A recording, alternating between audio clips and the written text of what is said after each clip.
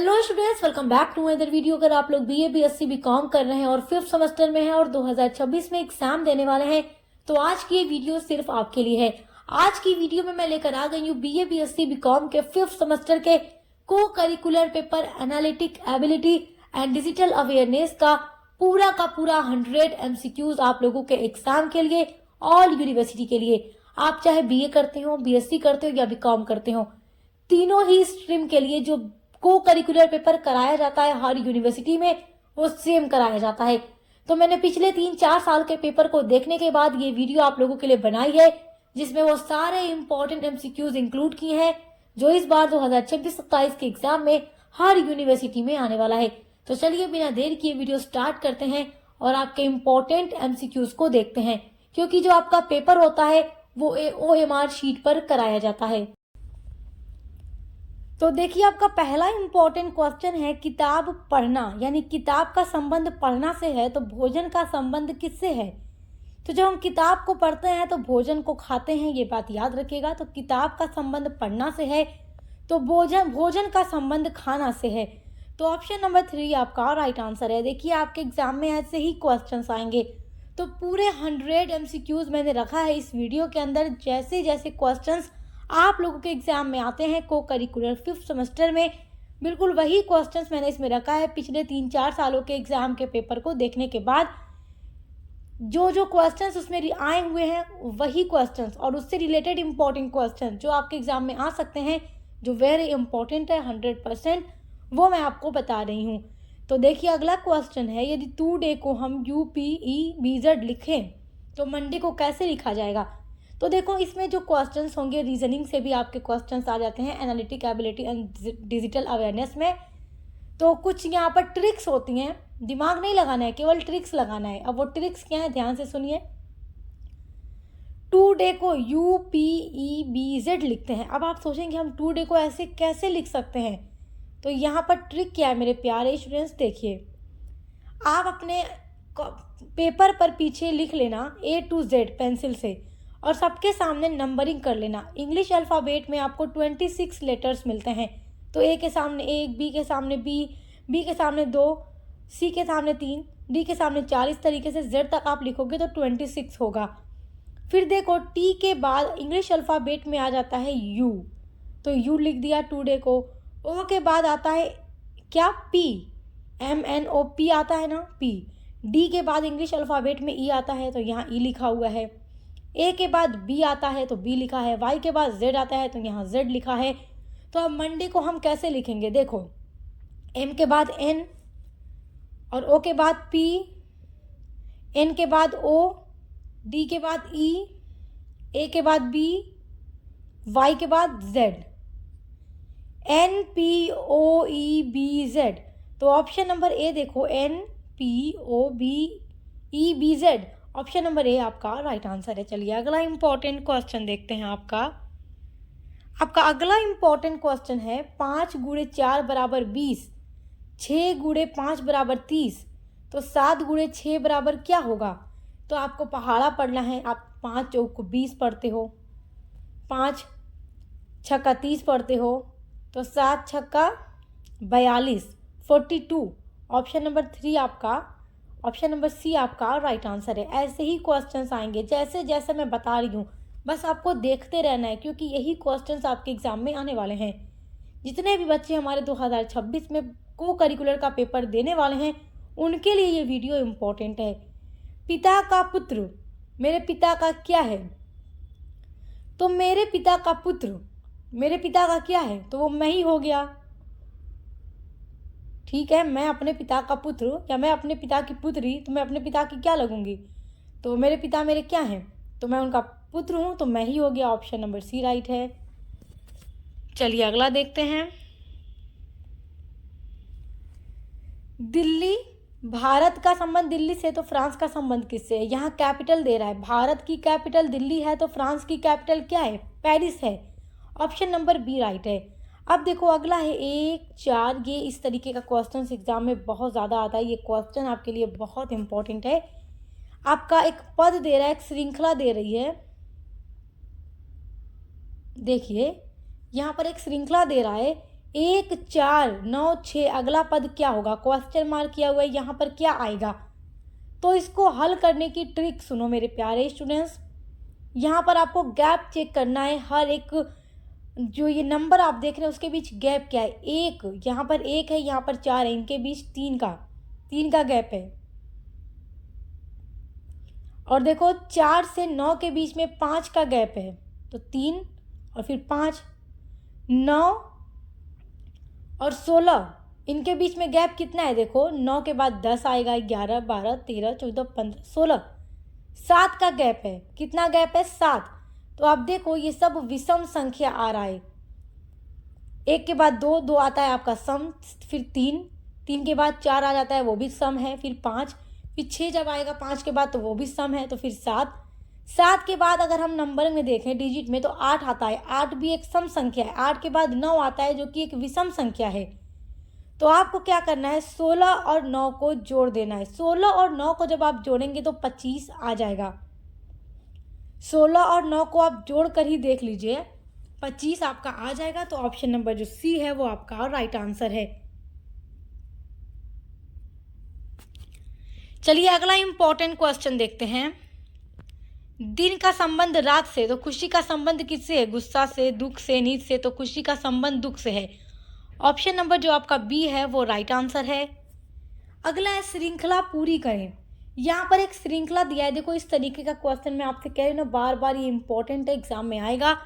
श्रृंखला को पूरा कीजिए। श्रृंखला है 3 9 27 फिर 81, 3 9 27 और 81। तो यहाँ पर देखो क्या करना है आपको, ध्यान से देखो, यहाँ पर 3 है तो 3 का गुणा 3 में करना है, 3 तिनिके 9 आ जाएगा। 3 का गुणा 3 में किया तो 9 आ गया। यहाँ पर केवल आपको 3 का गुणा करना है हर डिजिट में, यहाँ पर जितनी भी डिजिट दी गई है। जैसे कि 3 का गुणा 9 में किया तो 27 आ गया। अब 27 का गुणा 3 में करेंगे तो कितना आएगा, 27 का गुणा 3 में करके देखिए, 27 गुणे 3 आपका 81 आ जाएगा। अब 81 का गुणा आप फिर 3 में कीजिए, 81 का गुणा तो 243 आपका आ जाएगा। तो ऑप्शन नंबर जो आपका सी है वो राइट है। यहाँ पर आपको केवल हर डिजिट का गुणा करना है 3 में। चलिए अगला इंपॉर्टेंट क्वेश्चन देखते हैं। आपका अगला इंपॉर्टेंट क्वेश्चन है, यदि क्लॉक को BMPDL लिखा जाए तो वॉच को क्या लिखा जाएगा। तो आपको अपने इंग्लिश अल्फ़ाबेट में चेक करना है। ए के बाद अब आप सोचेंगे कैसे क्लॉक को DMPDL लिखा गया है। तो इंग्लिश अल्फ़ाबेट में आपको केवल पकड़ लेना है, पहला वर्ड आप मिलान कर लेना। सी के बाद देखो डी आता है इंग्लिश अल्फ़ाबेट में, तो सी के बाद डी दिया गया है। एल के बाद एम आता है तो एम दिया गया है। ओ के बाद इंग्लिश अल्फ़ाबेट में पी आता है। सी के बाद डी आता है। के बाद एल आता है, तो वॉच को भी कर दो। डब्ल्यू के बाद आपका क्या आता है, डब्ल्यू के बाद आपका एक्स आता है। ए के बाद बी आता है। टी के बाद आपका यू आता है। सी के बाद आपका डी आता है। एच के बाद आपका आई आता है। तो WBUDI, तो WBUDI ऑप्शन नंबर बी पर देखो आपका राइट आंसर है। आपका अगला इंपॉर्टेंट क्वेश्चन है 15 30 60 20। इस श्रृंखला को पूरा कीजिए, आगे कौन सा नंबर होगा। केवल आप पढ़ कर देखो, मैंने आपसे केवल इतना कहा, आप केवल अंतर देख लिया करो सबके बीच में क्या अंतर आ रहा है। अधिकतर ऐसे ही प्रश्न एग्जाम में आते हैं। तो 15 दूना 30, यहाँ पर देखो 15 दूना 30 तो 15 का अंतर है। यहाँ पर देखो 30 दूना 60 तो 30 का अंतर है। 60 दूना 120 तो 60 का अंतर है। अब 120 का दूना कर दो तो 240 आ जाएगा। यहाँ पर सबका दुगना किया गया है, 15 दूना 30, 30 दूना 60, 60 दूना 120, तो 120 का दुगना हम करेंगे, यानी 120 में हम 2 का गुणा करेंगे तो 240 आ जाएगा। ऑप्शन नंबर आपका सी राइट आंसर है। चलिए अगला इंपॉर्टेंट MCQ देखिए। पुस्तक का संबंध लेखक से है, जो चित्र का संबंध किससे होगा। पुस्तक का संबंध लेखक से क्यों है, क्योंकि पुस्तक जो है, किताब जो है, लेखक लिखता है। तो चित्र कौन बनाता है, कलाकार बनाता है। ऑप्शन नंबर बी आपका राइट है। अगला है 7 पुरुष मिल करके 7 दिन काम में को पूरा करते हैं। 7 पुरुष 7 दिन में काम पूरा करते हैं, मतलब कोई काम है जिसको करने के लिए 7 आदमी मिलकर करते हैं और सातों मिल करके उस काम को 7 दिन में पूरा करते हैं। तो एक पुरुष वही काम कितने दिन में करेगा? तो 7 का, अब देखो 7 आदमी मिलकर 7 दिन में पूरा कर रहे हैं, तो अब एक अकेला आदमी अगर उस सातों आदमी का काम करे तो 7 साते 49 दिन में पूरा करेगा। तो ऑप्शन नंबर डी आपका राइट आंसर है। चलिए अगला इंपॉर्टेंट क्वेश्चन देखते हैं। अगला क्वेश्चन है, यदि ईस्ट को हम लिखते हैं 15, अगर ईस्ट को हम 5, 1, 1, 920 लिखते हैं, तो वेस्ट को हम लिखते हैं 23, 91, 920, तो साउथ को क्या लिखेंगे? तो आपको देखना है ईस्ट अल्फ़ाबेट के 5वें नंबर पर ABCDE, 5वें नंबर पर ई आ जाता है, तो 5 लिखा है।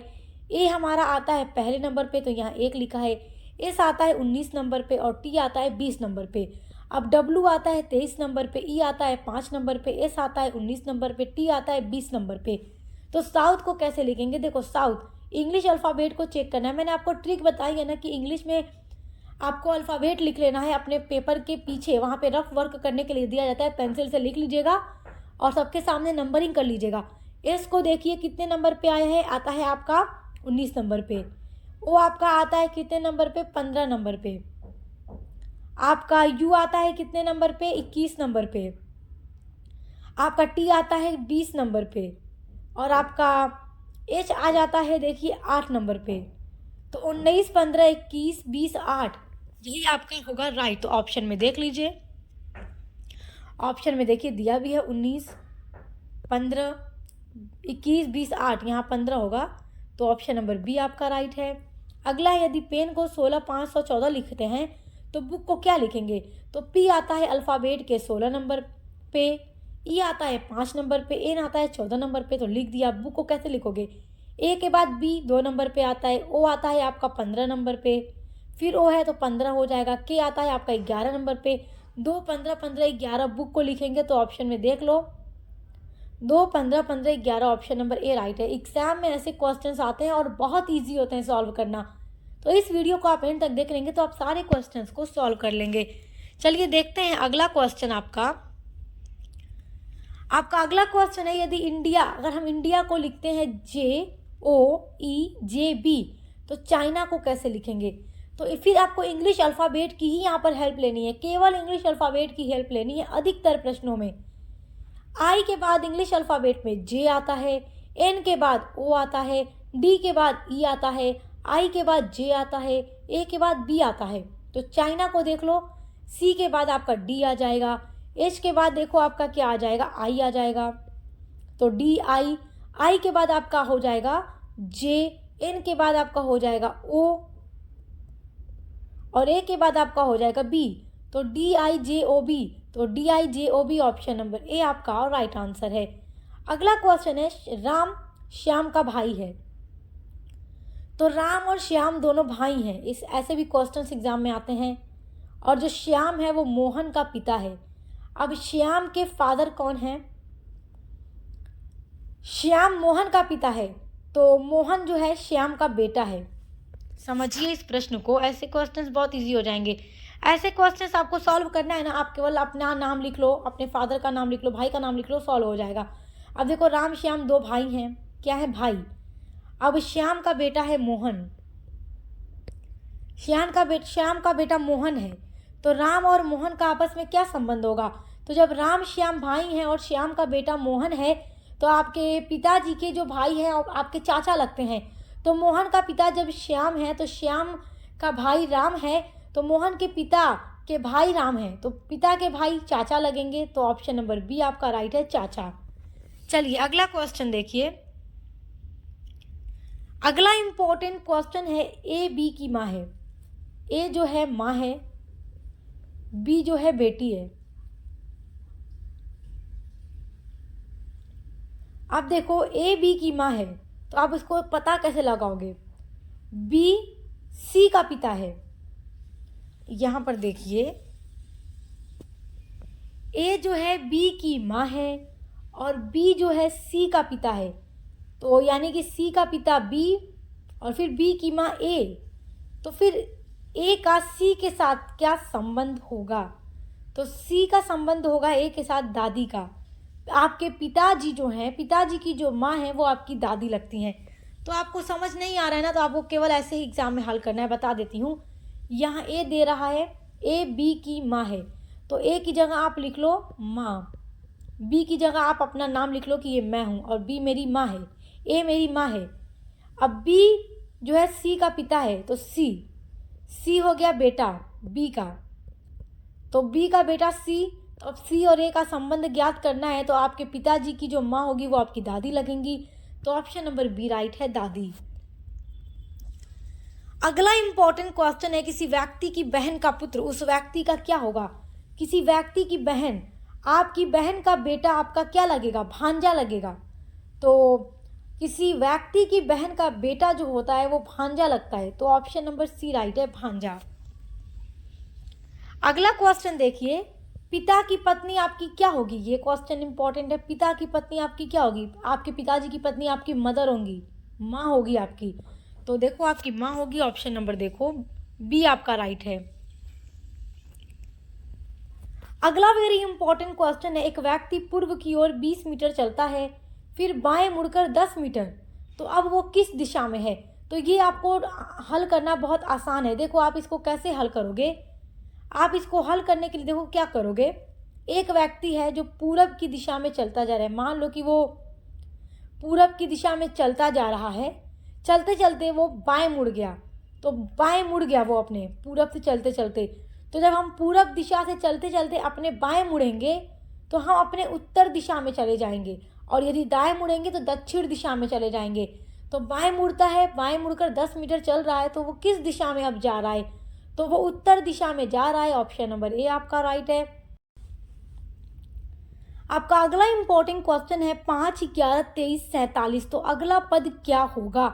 तो 5, 11, 23, 47, यहाँ पर जो जो तरीका बताऊंगी हल करने का बहुत ध्यान से सुनिएगा, एग्जाम में भी आपको ऐसे ही हल करना होगा। तो देखिए 5 और 11, मैंने आपको कहा है ना कि सभी के बीच अंतर आप देखिएगा। तो 5 और 11 के बीच अंतर देखो, 5 और 11 के बीच आपका 6 का अंतर आ रहा है।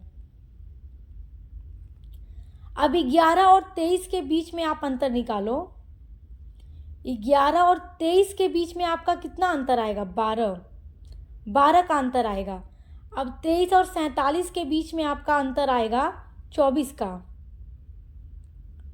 तो 6 दूना 12, देखो 6 दूना आपको 12 दिख रहा है, फिर 12 दूना 24 दिख रहा है, तो आपको अंतर दुगुना दिख रहा है ना, 6 दूना 12, 12 दूना 24, इनके बीच जो अंतर आ रहा है, 5, 11 के बीच 6 का अंतर, 11 और 23 के बीच 47 का अंतर, और उसके बाद आप देख रहे हैं 23 और 47 के बीच में 24 का अंतर।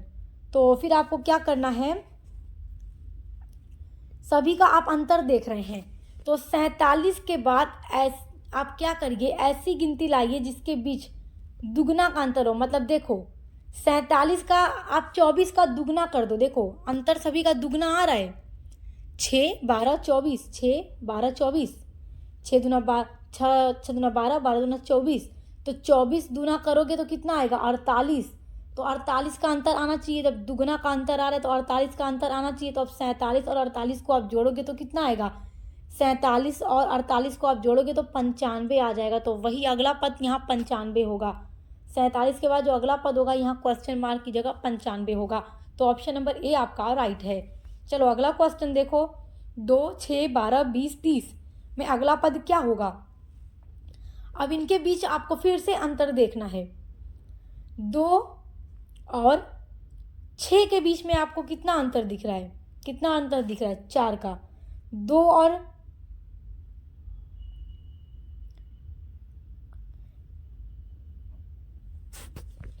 यहाँ पर आप 4 का अंतर देख रहे हैं, 2 और 6 के बीच, 6 और 12 के बीच आप 6 का अंतर देख रहे हैं, 12 और 20 के बीच आप 8 का अंतर देख रहे हैं, और 20 और 30 के बीच आप 10 का अंतर देख रहे हैं। तो आपको कितना अंतर मिला, 4, 6, 8, 10, 2 का अंतर, 2 सबके बीच 2, तो आप फिर से 2 बढ़ा दो, 12 कर दो, 10 के बाद 12, तो 30 में 12 जोड़ दो, 42 आ जाएगा, 42। तो अगला पद क्या हो जाएगा, 42। समझ में आ गया? नहीं समझ में आया एक बार फिर से बोल देती हूँ। 2 और 6 के बीच 4 का अंतर, 6 और 12 के बीच 6 का अंतर, 12 और 20 के बीच 8 का अंतर, 20 और 30 के बीच 10 का अंतर। तो अब ऐसी गिनती लाओ जिसके बीच फिर 2 का ज़्यादा अंतर हो। तो 20 के बाद आप 10 का अंतर यहाँ आ रहा था, 10 के बाद 12 का अंतर करोगे तो 30 में 12 जोड़ दोगे, आपका 42 आ जाएगा। ऑप्शन नंबर बी राइट है आपका। आपका अगला क्वेश्चन है, देखिए 1, 3, 6, 10, 15 अगला पद क्या होगा? तो अब आपको अंतर ज्ञात करना है। 1 और 3 के बीच 2 का अंतर है, 2 और 6 के बीच 3 और 6 के बीच आपके 3 का अंतर है, 6 और 10 के बीच आपका 4 का अंतर है, 6 4 10, 10 और 15 के बीच आपके 5 का अंतर है। अंतर कितना है? 2 3 4 5, एकदम सीक्वेंस से। तो अगला यहाँ पर जो भी नंबर होगा तो ऐसा कीजिए कि अगर उसके भी तो फिर 15 और अगले संख्या के बीच का अंतर देखें तो 6 आ जाए। तो आप 6 आ जाए अंतर, एक अंतर बढ़ा दिया, 6 आना चाहिए। तो फिर 15 में आप 6 जोड़ दो, 15 में 6 जोड़ोगे 21 आ जाएगा। तो आपका अगला पद 21 होगा। तो जब हम 15 के बाद 21 लिखेंगे तो 15 और 21 के बीच का जब हम अंतर निकालेंगे तो हमें 6 मिलेगा। तो ऑप्शन नंबर आपका सी राइट है। अगला है देखो 81, 64, 49 और 36 अगला पद क्या होगा? तो यहाँ पर देखो 81 और 64 के बीच का अंतर निकालो। 81 और 64 के बीच का अंतर, 81 64 के बीच का आपको अंतर मिलेगा 17, 64 और 49 के बीच का अंतर आपको मिलेगा 15, 49 और 36 के बीच का आपको अंतर मिलेगा 13। देखो सब उल्टे में ही लेकिन विषम संख्या आ रही है। 17 के बाद 15, 15 के बाद 13। तो अगर आप 10 से काउंट करो, 10 के बाद 11 विषम संख्या है, 11 के बाद 12 आ जाता है जो कि सम संख्या है, 12 के बाद 13 आता है जो कि विषम संख्या है, 13 के बाद 15, फिर 15 के बाद 17। तो अब यहाँ पर हम एक विषम संख्या लेंगे तो वो 11 लेंगे, क्योंकि 11 के बाद 13, 13 के बाद 15, 15 के बाद 17। तो 13 के बाद 11 आ रहा है ना, तो यहाँ 36 है ना। तो सबके बीच में जो अंतर आ रहा है, हर एक नंबर के बीच जो अंतर आ रहा है वो हमें विषम संख्या प्राप्त हो रही है। तो अगर आप 13 के बाद की अगली विषम संख्या देखें उल्टे चल करके तो आपको 11 मिलेगी। तो 36 में 11 को क्या करना? माइनस कर देना, तो 25 आ जाएगा, 25। तो देखो यहाँ अगला पद हो जाएगा 25। क्या हो जाएगा? 25। अब 36 और 25 के बीच अंतर निकालोगे तो 11 आ जाएगा। समझ में आ गया? सबके बीच अंतर निकाल कर आपने ये पता कर लिया कि कैसे हम अंतर निकाल रहे हैं। तो आपको पता चला कि विषम संख्या आ रही है बारी बारी। तो 13 के बाद की विषम संख्या 11 है, तो 11 को 36 में हमने घटा दिया तो 25 आ गया। Option number A right answer है। आपका अगला क्वेश्चन है 7, 14, 15, 30, 31 के बाद अगला पद क्या होगा? तो 7 और 14 के बीच आपको 7 का अंतर मिल रहा है, यानी दुगना अंतर। और 14 के बाद केवल 15 आ जाता है तो एक ही का अंतर देखते हैं। फिर 15 के बाद 30 आता है तो 15 दूना 30, फिर हम दुगना अंतर देखते हैं। फिर 30 के बाद डायरेक्ट 31 आ जाता है, एक ही का अंतर। तो जब हमने यहाँ देखा कि 7 दूना 14, फिर 14 के बाद डायरेक्ट 15, फिर 15 दूना 30, 30 के बाद 31, तो अब दुगना फिर हम करेंगे 30 दूना 60। तो अगला पद क्या होगा? यहाँ 60 होगा। तो ऑप्शन नंबर ए आपका और राइट आंसर है। चलिए आगे बढ़ते हैं। ए बी का भाई है, तो ए बी दोनों भाई हो गए। अब सी जो है बी की माँ है, सी जो है बी की माँ है, तो ए की भी माँ हुई है सी। जब ए और बी भाई हैं और बी की माँ सी है तो वो ए की भी माँ हो गई। तो डी जो है सी का पति है। अब ये जो डी और सी हैं ये हस्बैंड वाइफ हैं, हस्बैंड वाइफ हैं। तो डी का ए के साथ क्या संबंध होगा?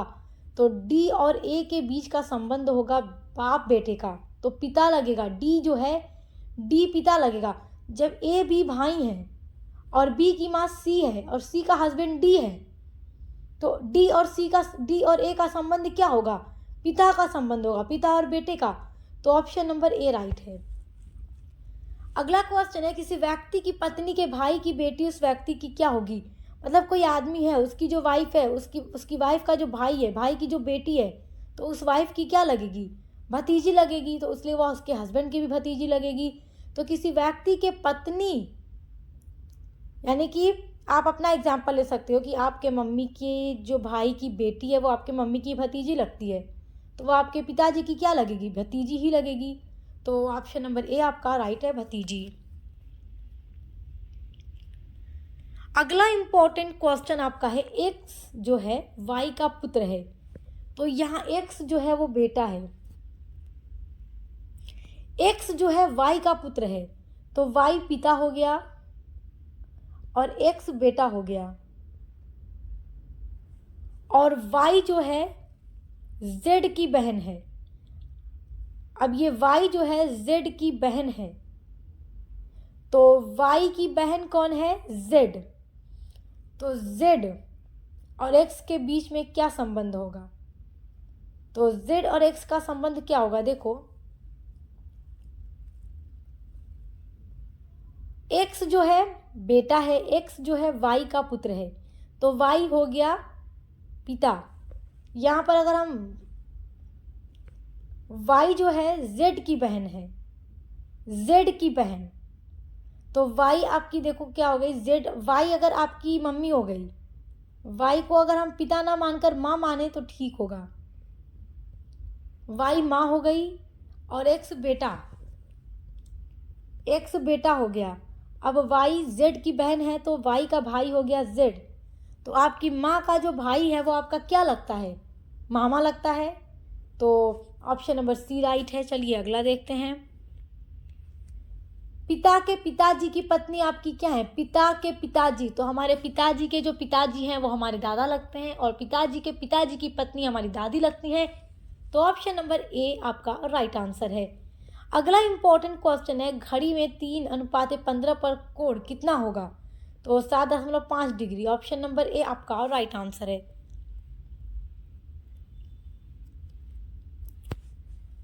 अगला है, कौन सा अलग है, पेन पेंसिल रबर स्याही। तो पेन पेंसिल रबर एक कैटेगरी के हैं, स्याही अलग है, तो ऑप्शन नंबर डी राइट है।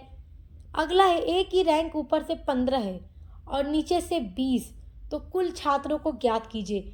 देखो मान लो एक क्लासरूम में जो ए नाम का लड़का है उसकी रैंक ऊपर से 15वें नंबर पर आई है और नीचे से 20वें नंबर पे आई है, तो आप जोड़कर बताइए कि टोटल नंबर ऑफ स्टूडेंट कितने हैं उस क्लासरूम में।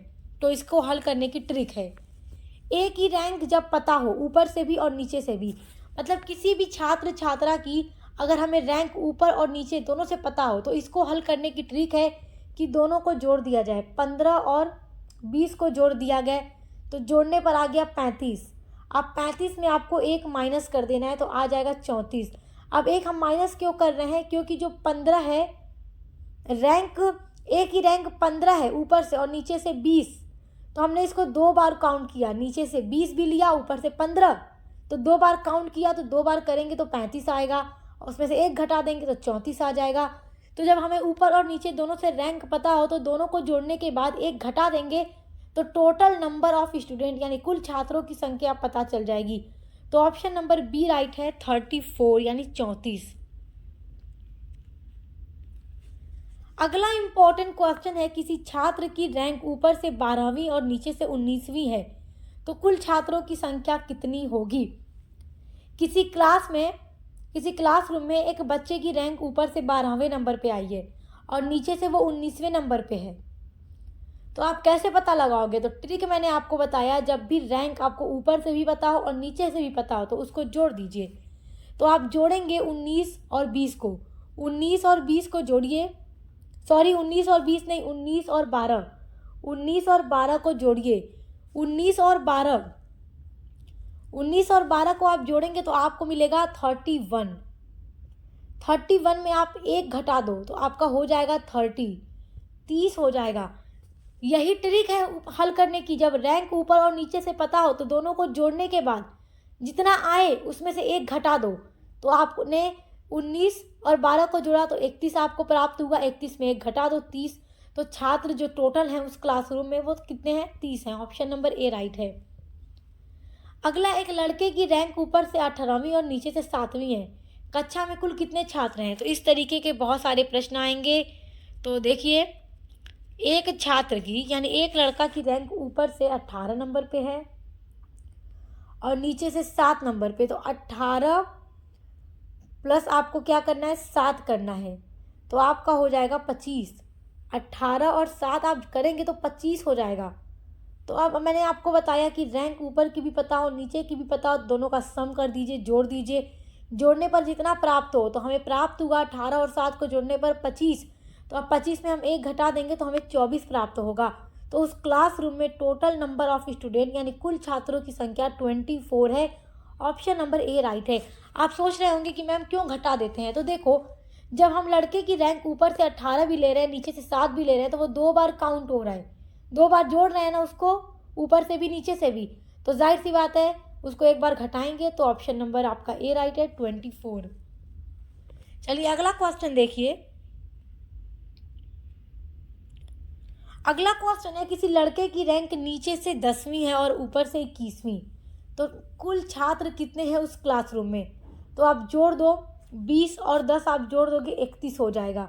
आप जोड़ दिया 31, तो एक घटा दो, आप माइनस कर दो तो 30 आ जाएगा। तो कुल छात्र जो हैं 30 हैं, ऑप्शन नंबर बी राइट है। अगला क्वेश्चन है, एक कक्षा में 40 छात्र हैं। आप देखो ये क्वेश्चन थोड़ा उसी तरीके का है बट दूसरे तरीके से पूछ रहा है और इसको हल करने की अब दूसरी ट्रिक है।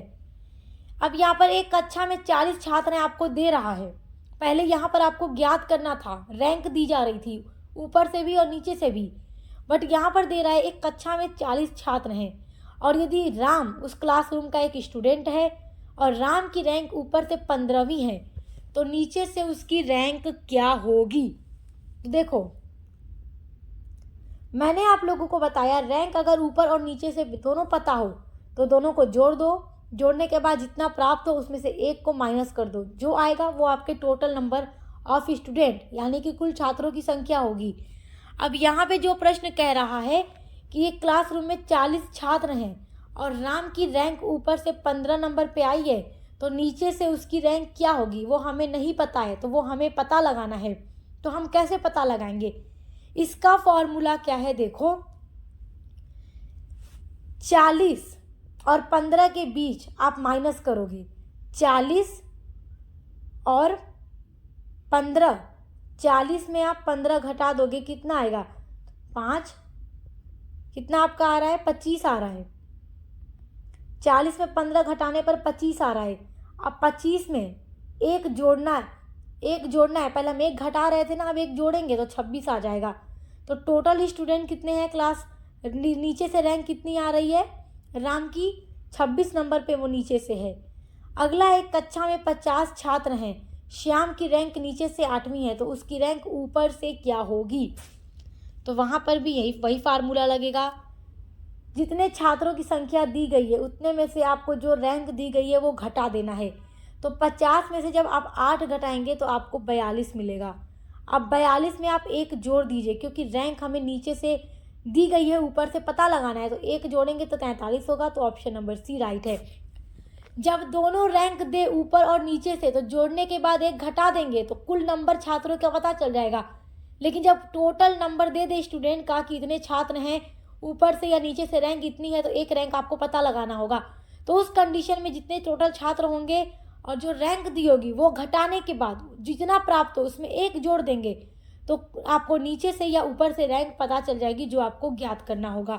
तो देखो 50 में हमने 8 घटाया 42 आ गया, 42 में एक जोड़ दिया 43 आ गया। ऑप्शन नंबर 3 आपका, अब ऑप्शन नंबर सी आपका राइट हो गया। अगला इंपॉर्टेंट क्वेश्चन है, ए की रैंक ऊपर से 9वीं है, यदि उसके बाद 21 छात्र हैं तो कुल कितने छात्र हैं।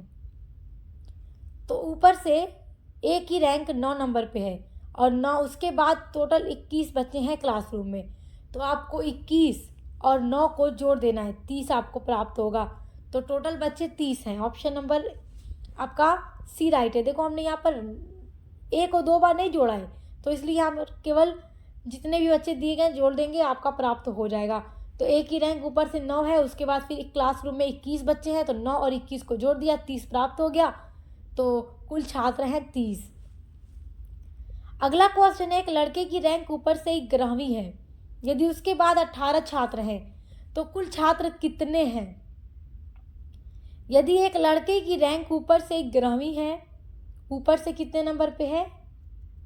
11 नंबर पे, और उसके बाद 11 के बाद 12 से लेकर के टोटल 18 बच्चे हैं क्लासरूम में, तो आप 18 और 11 को जोड़ दो, 9 और 2 29, तो कुल छात्र कितने हैं क्लासरूम में? 29। ऑप्शन नंबर बी आपका राइट है। आपका अगला इम्पोर्टेंट क्वेश्चन है, यदि किसी छात्र की रैंक नीचे से 14वीं है और क्लासरूम में टोटल स्टूडेंट जो हैं वो 40 हैं, तो ऊपर से उसकी रैंक क्या होगी? तो देखिए यहाँ पर ध्यान से समझिएगा, एक लड़का की रैंक अपने क्लासरूम में 14 नंबर पे है और उसके क्लास में टोटल 40 बच्चे हैं, तो आपको नीचे ऊपर से उसकी रैंक याद करना है। नीचे से आपको पता है 14वें नंबर पे है और क्लासरूम में वो टोटल बच्चे जो हैं 40 हैं, तो ऊपर से रैंक क्या होगी?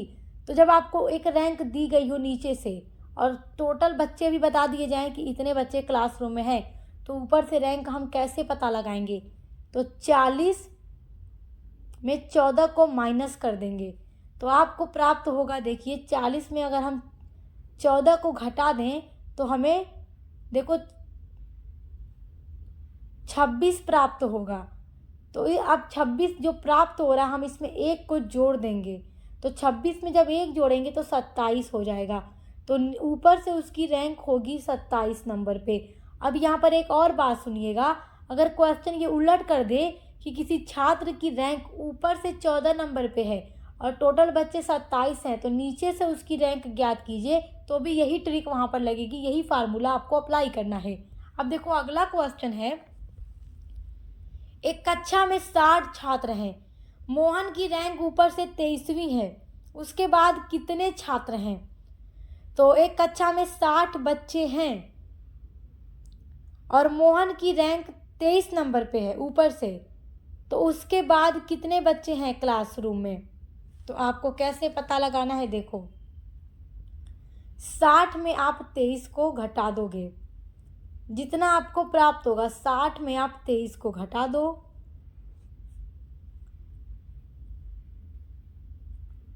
तो आपको प्राप्त होगा कितना?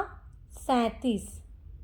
तो टोटल जो बच्चे हैं उसके बाद वो 37 हैं। ऑप्शन नंबर बी राइट है। चलो अगला देखते हैं।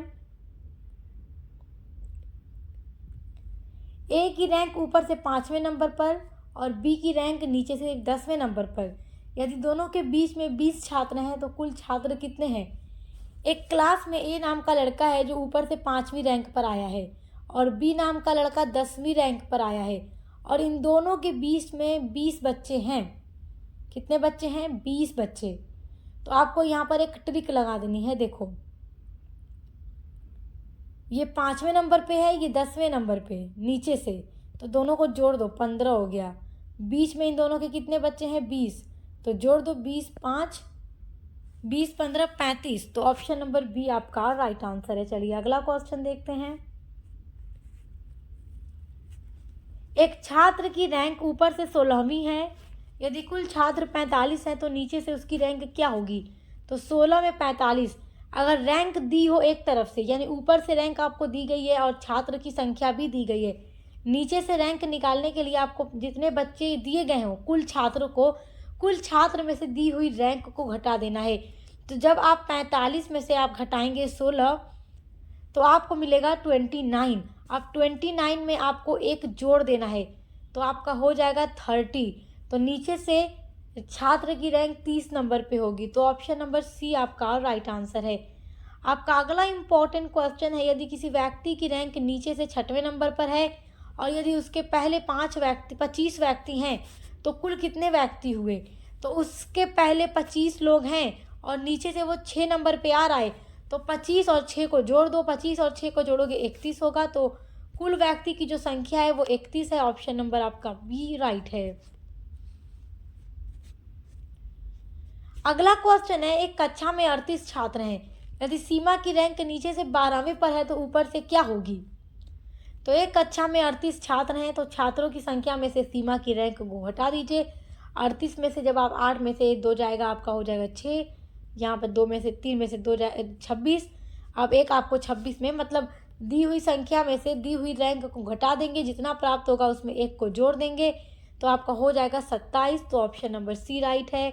अगला है, एक छात्र की रैंक ऊपर से 14वीं है, नीचे से 17वीं, तो कुल बच्चे क्या होंगे? तो जब दोनों रैंक दी गई है और टोटल छात्रों की संख्या ज्ञात करनी है, उस कंडीशन में दोनों को जोड़ देंगे। 14 और 17 को 14 प्लस आप क्या करेंगे? 17 कर देंगे। 14 प्लस 17 करेंगे तो कितना आएगा? 31 आएगा। अब जब तो 31 आ रहा है तो हमने एक छात्र की रैंक को ऊपर से भी जोड़ दिया, नीचे से भी जोड़ दिया, तो 31 आ गया, तो हमने इसको 2 बार जोड़ा है, तो 31 में से आपको 1 घटा देना है, तो 30 प्राप्त हो जाएगा। ऑप्शन नंबर बी आपका राइट है। आपका अगला इंपॉर्टेंट क्वेश्चन है, देखिए,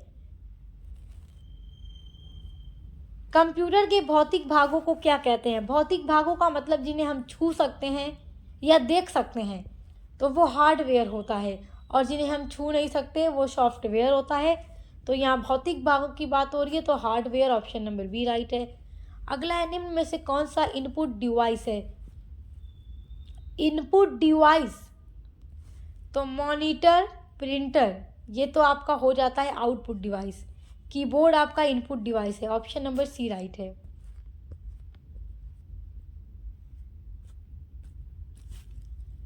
अगला है, कंप्यूटर में निर्देशों का समूह क्या कहलाता है? तो कंप्यूटर में निर्देशों का समूह सॉफ्टवेयर कहलाता है, ऑप्शन नंबर सी राइट है।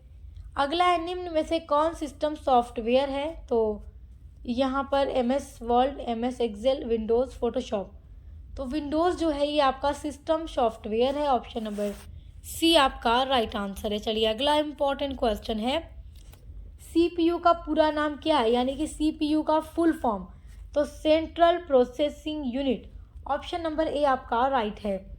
अगला इंपॉर्टेंट क्वेश्चन है, निम्न में कौन सा आउटपुट डिवाइस है? तो निम्न में से जो आपका आउटपुट डिवाइस है वो स्कैनर है। आउटपुट का मतलब होता है ना, देखो, अच्छा देखो क्वेश्चन क्या कह रहा है, आउटपुट डिवाइस नहीं है, निम्न में से कौन सा आउटपुट डिवाइस नहीं है? तो प्रिंटर आउटपुट डिवाइस है, मॉनिटर आउटपुट डिवाइस है, स्पीकर भी आउटपुट डिवाइस है। आउटपुट डिवाइस का मतलब कंप्यूटर का ये ऐसा हिस्सा है जो हमें हमारा निष्कर्ष देते हैं, आउटपुट देते हैं हमें। कीबोर्ड है, स्कैनर है, माउस है, इन सब से तो हम अपना काम डालते हैं ना कंप्यूटर के ऊपर करने के लिए, तो वो हमारा इनपुट हो गया जो काम अभी डाल रहा है। मॉनिटर है, प्रिंटर, स्पीकर, ये तो हमें हमारा रिजल्ट देते हैं, निष्कर्ष। तो आउटपुट डिवाइस नहीं है स्कैनर, ऑप्शन नंबर सी है आपका राइट। आपका अगला क्वेश्चन है, रैम किस प्रकार की मेमोरी है? तो रैम का फुल फॉर्म याद रखिएगा, रैंडम एक्सेस मेमोरी, क्वेश्चन पूछता है। तो रैम एक अस्थायी टेम्पररी मेमोरी है, तो ऑप्शन नंबर बी राइट है। अगला है, एप्लीकेशन सॉफ्टवेयर का उदाहरण कौन सा है? तो MS word, option number C आपका राइट आंसर है। चलिए अगला क्वेश्चन देखते हैं, कंप्यूटर को चालू करने वाली प्रारंभिक प्रक्रिया को क्या कहते हैं? तो कंप्यूटर को चालू करने वाली जो प्रारंभिक प्रक्रिया है उसको बूटिंग कहते हैं, ऑप्शन नंबर बी राइट है। अगला है, हार्डवेयर और उपयोगकर्ता के बीच संपर्क कौन कराता है? तो हार्डवेयर और उपयोगकर्ता के बीच जो संपर्क कराता है उसको ऑपरेटिंग सिस्टम कहते हैं, ऑप्शन नंबर बी राइट है। ये सारा बहुत ही इंपॉर्टेंट क्वेश्चन है, हर साल एग्जाम में पूछा जाता है। जितने क्वेश्चंस मैंने इस वीडियो में रखे हैं सब इंपॉर्टेंट है, लगभग 100 MCQs मैंने इस वीडियो के अंदर रखा है। डिजिटल साक्षरता का मुख्य उद्देश्य क्या है? डिजिटल साक्षरता का जो मुख्य उद्देश्य है वो डिजिटल तकनीक का सही उपयोग करना है, ऑप्शन नंबर बी राइट है। अगला है, OTP का पूरा नाम क्या है? तो OTP यानी O से 1, T से टाइम, P से पासवर्ड, तो OTP का पूरा नाम है 1 टाइम पासवर्ड, और ऑप्शन नंबर ए राइट है आपका। अगला क्वेश्चन है, साइबर क्राइम से संबंधित शिकायत कहाँ की जाती है?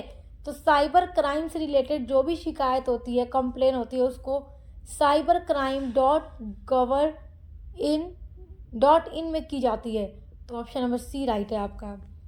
अगला है, निम्न में से कौन क्लाउड स्टोरेज सेवा है? तो गूगल ड्राइव आपका क्लाउड स्टोरेज सेवा है, ऑप्शन नंबर सी राइट है आपका। आपका अगला इंपॉर्टेंट क्वेश्चन है, डिजिटल इंडिया अभियान कब शुरू हुआ? तो डिजिटल इंडिया अभियान जो है 2015 में शुरू हुआ। तो देखिए ऑप्शन नंबर आपका कितना राइट है, सी वाला, 2015 में। अगला है, मजबूत पासवर्ड में क्या होना चाहिए? अगर आप केवल नंबर डाल दें तो वो आपका पासवर्ड मजबूत नहीं होगा। केवल अपना नाम डाल दें तो वो भी मजबूत नहीं है। अक्षर, अंक व विशेष जो चिन्ह वगैरह होते हैं वो अगर आप डालेंगे तो आपका जो पासवर्ड है वो मजबूत है। जन्म तिथि भी मजबूत नहीं है, तो ऑप्शन नंबर सी राइट है। अगला है ईमेल का उपयोग किस लिए होता है? तो ईमेल का उपयोग जो है मैसेज को भेजने के लिए, देखो कॉल करने के लिए नहीं होता, फ़ोटो खींचने या गेम खेलने के लिए नहीं होता। तो ईमेल, जिसको पूरा नाम है इलेक्ट्रॉनिक मेल, वो संदेश भेजने के लिए होता है। ऑप्शन नंबर बी राइट है। आपका अगला इम्पोर्टेंट क्वेश्चन है, निम्न में से कौन सोशल मीडिया प्लेटफॉर्म है? तो MS वर्ल्ड नहीं है, फेसबुक, यस, विंडोज़, क्रोम। तो फेसबुक सोशल मीडिया प्लेटफॉर्म है इन चारों ऑप्शन में से। ऑप्शन नंबर बी आपका राइट है। अगला है फिशिंग क्या है? तो फिशिंग कोई गेम नहीं है, कोई वायरस नहीं है, कोई हार्डवेयर नहीं है।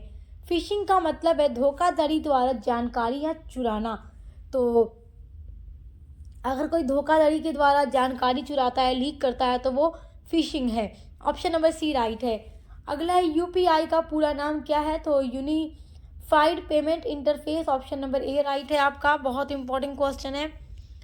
अगला है निम्न में कौन वेब ब्राउज़र है? तो क्रोम आपका वेब ब्राउज़र है। ऑप्शन नंबर बी राइट है आपका। चलिए अगला इंपॉर्टेंट क्वेश्चन देखते हैं, डिजिटल सिग्नेचर का उपयोग किस लिए होता है?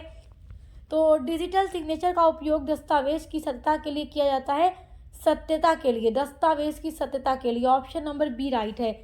अगला है टू फैक्टर ऑथेंटिकेशन का अर्थ क्या है? तो इसका मतलब है दो चरणों में सुरक्षा। मतलब कहीं आप अगर पासवर्ड डालते हैं उसके बावजूद भी OTP आती है ना, तो वो दो चरणों में सुरक्षा है। तो ऑप्शन नंबर सी आपका राइट आंसर है। चलिए अगला क्वेश्चन देखिए, निम्न में कौन सा सर्च इंजन नहीं है? तो व्हाट्सअप, इंस्टाग्राम या टेलीग्राम सर्च इंजन नहीं है, गूगल आपका सर्च इंजन है। ऑप्शन नंबर बी राइट है। अगला स्पैम क्या होता है? अवांछित संदेश होता है। ऑप्शन नंबर बी राइट है। अगर दे कि अनचाहे संदेश, तो वो भी आपका राइट होगा। Option number B. चलिए अगला है डिजिटल भुगतान में QR कोड का उपयोग किस लिए होता है?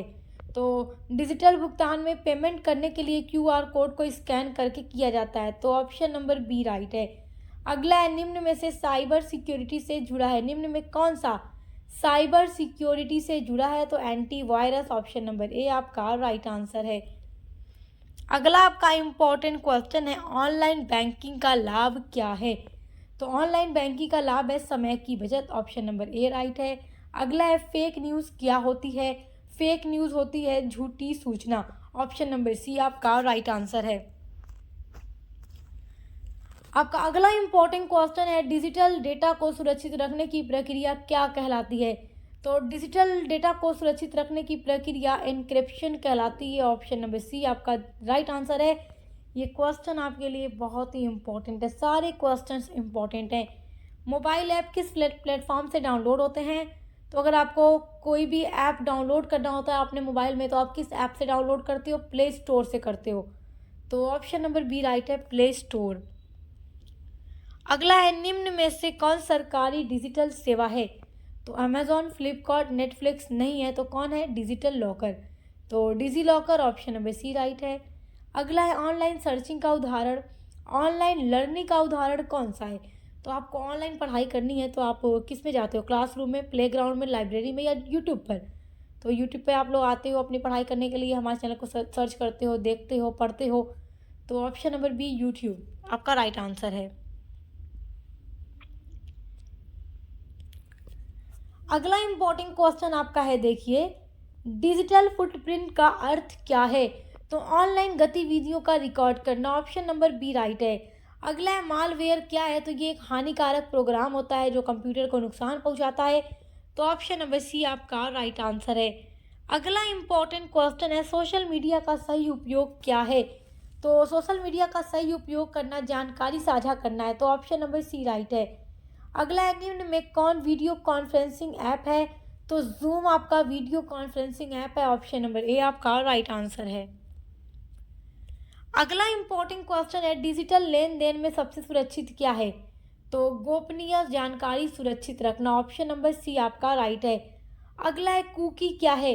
कुकी है वेबसाइट द्वारा संग्रहित data. Option number C right है। ये क्वेश्चन आपका बहुत इम्पोर्टेंट है।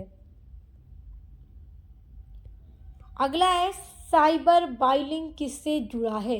तो ये किससे जुड़ा है? ऑनलाइन उत्पीड़न से जुड़ा है। ऑप्शन नंबर सी आपका राइट है। आपका अगला वेरी इंपॉर्टेंट क्वेश्चन है, डिजिटल प्लेटफॉर्म पर पहचान चोरी को क्या कहते हैं? तो अगर डिजिटल प्लेटफॉर्म पर किसी की पहचान चोरी हो जाए तो वो आइडेंटिटी थेफ्ट होता है। ऑप्शन नंबर बी राइट है आपका।